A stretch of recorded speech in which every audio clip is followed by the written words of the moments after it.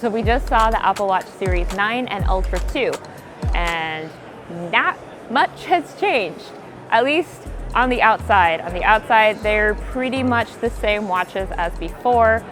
You know, I had my Ultra right next to the Ultra 2, and I could not tell you what the difference was. I actually almost left this on the table, so that's what we're working with here.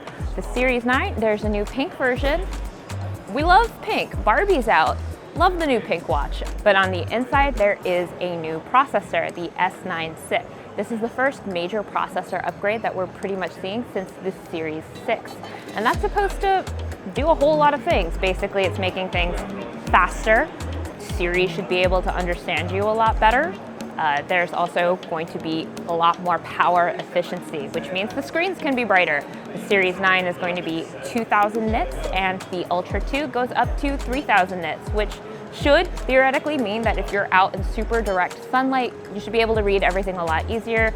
We are obviously indoors with a lot of natural soft lighting, so it was really hard for us to see that. We're gonna have to go out and test that for ourselves.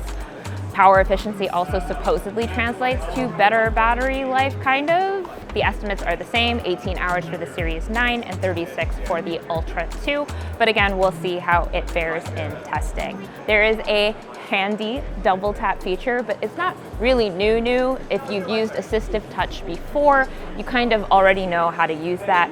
However, right now it's going to be built into the system, so it's going to be a lot more contextual and handle all the primary app functions for you. So let's say you want to go through the widget stack. All you do is do this, do a little tappy motion, and you'll be able to scroll through your widgets. If you have your camera, you should be able to do that, and it'll handle your shutter. You can start and end timers with them, start and end calls with them. Great. Basically, it's going to be a lot easier to do things with one hand or hands-free. So, you know, washing your dishes, you can end a call like that. We love to see it. Other than that, there's really not a whole lot that's different. Even the prices are the same. The Series 9 starts at $399, while the Ultra 2 is going to start at $799, and they'll be available starting September 22nd. Did I forget anything?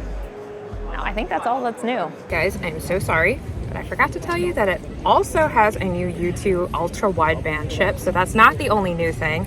So you'll be able to use it for better precision finding, which if like me, that means you can finally find your phone when you leave it in the freezer and or fridge, things I have done multiple times.